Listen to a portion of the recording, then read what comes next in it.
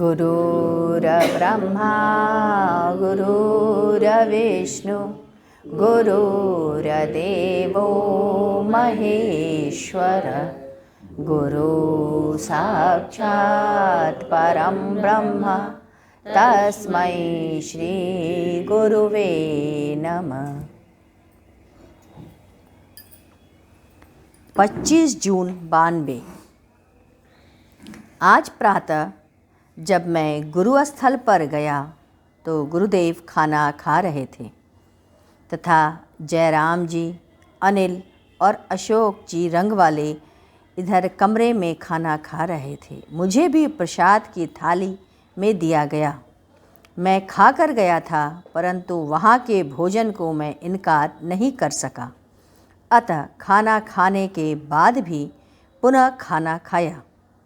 इस प्रकार उस दिन मात्र 4 लोगों के लिए भोजन बनकर आया था, जबकि कुल छोटे बड़े मिलाकर 12 लोग थे और सभी ने भोजन किया। यह गुरु की कृपा रही। दूसरी सुखद और रोमांचक घटना जो आध्यात्मिक स्तर को झकझोर देने वाली है, जिसे सुनकर भाव प्रधान कोई भी पुरुष जो भगवत सत्ता से ओतप्रोत है, अपने स्वभाव को या सोच में बदलाव ला सकता है। अन्नू दीदी ने अपने बच्चे मोंटी को भोग लगाने के लिए लड्डू और 1 गिलास पानी दिया। बच्चे ने पूजा के कमरे में गुरुदेव की तस्वीर के सामने भोग लगाया। उसने गुरु वंदना किया, कमरा बंद करके नीचे आ गया। थोड़ी देर में कमरे में लड्डू लाने के लिए गया तो देखता है गिलास का पानी कम हो गया, जो कि भर करके वहाँ गिलास रखा गया था, जबकि आधे से भी कम पानी बचा है और 1 लड्डू में से आधा लड्डू खाया हुआ है। उसने आकर अपने पापा को यह बात बताई। पहले तो लोगों ने तरह तरह की शंकाएं पैदा की, जैसे चूहा खा गया होगा, स्वयं मोंटी ने ही खा लिया होगा, लड्डू कम रहे होंगे, रास्ते में ले जाते समय गिर गया होगा, इत्यादि इत्यादि बातें। परंतु सभी बातें सने सने निरर्थक सिद्ध होती रहीं। मोंटी को कसम दिलाया गया, इस बात पर निश्चिंत हुआ कि उसने स्वयं नहीं खाया, भोग ही लगाया था। वस्तुतः तस्वीर के द्वारा ही वह ग्रहण किया गया हो, अर्थात गुरुदेव ने भोग ग्रहण कर लिया। कितना सुखद आश्चर्य है। भाव के साथ लगाया गया भोग भगवान अवश्य स्वीकार करते हैं। मेरे गुरुदेव तो भगवान विष्णु हैं, कृष्ण हैं, उन्हीं के अंश से ओतप्रोत हैं। यह सोच करके ही मैं पुलकित हो जाता हूँ। हम सब परमात्मा के नित्य दर्शन कर रहे हैं, उनका स्पर्श पा रहे हैं, लेकिन फिर भी संसार का मोह नहीं छूटता। अशोक जी ने अपनी पत्नी अन्नू से कहा, मुझे विश्वास हो गया है कि गुरुदेव साक्षात भगवान हैं।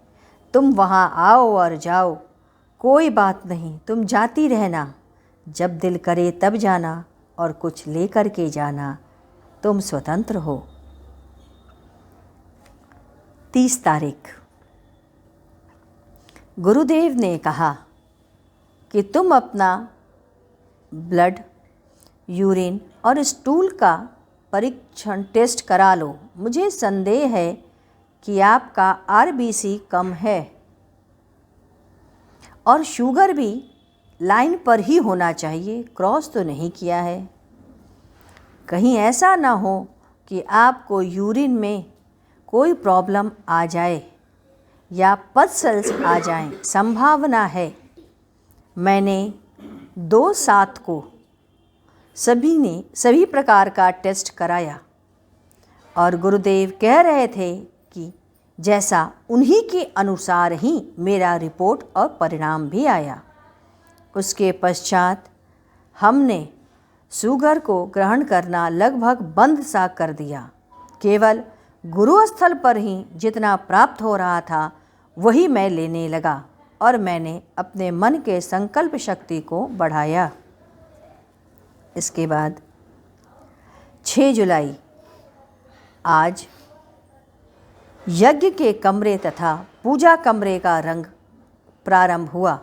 रंगाई का कार्य हो रहा था। सफाई का काम प्रारंभ हो गया। 2 दिन मैं भी ऑफिस नहीं गया। उस स्थल पर हम सभी भाई रहे और गुरु पूर्णिमा की तैयारी में जुट गए। भगवान कृष्ण की मूर्ति और राधा जी की मूर्ति को भी रंगा गया। यह कार्य मीनू ने किया। इसके बाद 14 तारीख 14 जुलाई सन 92 आज गुरु पूर्णिमा है। हम चारों सुबह 2 बजे ही वहाँ पहुँच गए। रात्रि 12:30 बजे उठे, स्नान आदि करके सभी 2 बजे ही पहुँच गए गुरु स्थल पर। गुरु को माला पहनाए, आरती की। अजीब सी समा पूरे स्थल पर बनी हुई थी। सब तरफ का वातावरण बहुत ही अच्छा था, भींगा भींगा सा था। धीरे धीरे सभी लोग आ गए। आरती और वंदना हुआ। इस बार दिल्ली से निशा नहीं आई। संभवतः गुरुदेव ने उन्हें मना कर दिया था। केवल ममता और प्रमोद आए। उधर खबर आई कि निशा ने अन्न और जल त्याग दिया है। जब तक गुरु पूर्णिमा का प्रसाद मुझे नहीं मिलेगा, मैं अन्न ग्रहण नहीं करूंगी। प्रातः 4 बजे से ही भोजन बनना शुरू हो गया। कार्य सबका बटा हुआ था। बड़े ही सुंदर ढंग से संपन्न गुरु पूर्णिमा का कार्य संपन्न हुआ।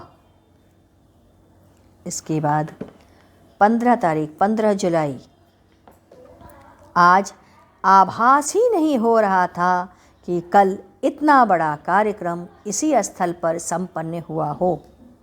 पूर्ववत सब कुछ हो गया। सब कुछ वैसे ही चल रहा। आज प्रमोद जी और ममता दिल्ली चले गए। आज गुरुदेव ने बताया कि दादा यदि अपने पोते एवं नाती को अपने पास रखेगा तो पोते को गोद में लेकर चलेगा और नाती को उंगली पकड़कर चलेगा। कोई सामान पोते से टूट गया या छूट गया तो तुम बहुत शरारती हो गए हो। अब तुम्हारी पिट्टी पिट्टी होगी। यादी यदि नाती से टूट गया तो कहेगा नाक में दम करके रख दिया इसने, जब से आया है अशांति ही फैला रखा है। इसकी तो मनुष्य की प्रकृति ही गजब है। पोते से अधिक प्यार जो होता है। दामाद बेटा नहीं बन सकता, सास ससुर माँ बाप नहीं बन सकते और बहू बेटी नहीं बन सकती। यह नेचर है। चाहे जितना भी प्यार कर लो, लेकिन असंभव है। अध्यात्म में व्यक्ति को हर पल जागरूक रहना है। कोई भी प्यार नहीं करता, केवल सांसारिक प्रेम ही होता है। गुरु, प्रियतम, भगवान, यही 3 हैं जो प्रेम करते हैं। गुरु के प्यार में कोई दोष नहीं होता, कोई छल नहीं रहता। पहले अपने गुरु को प्यार करो, तब तुम्हें उनके द्वारा कही हुई बातें अच्छी लगेंगी और तब तुम उनका अनुकरण करोगे। अध्यापक अच्छा पढ़ाता है, पीरियड कोई भी नहीं छोड़ता।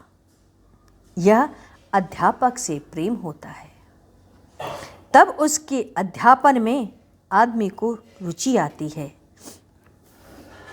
भगवान की आरती करने के बाद कभी भी उनकी ओर पीठ करके नहीं बैठना चाहिए।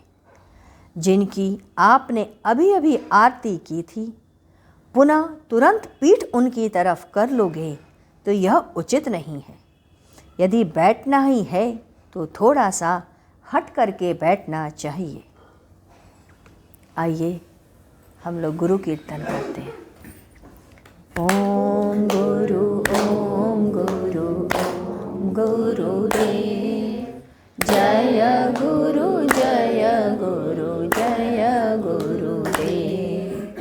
ओम गुरु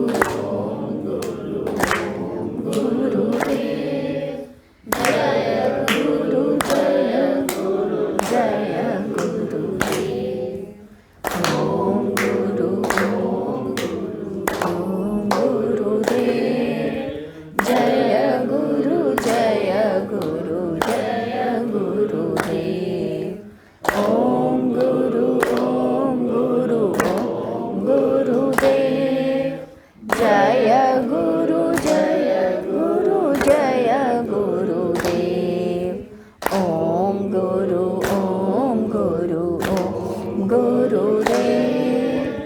जय गुरु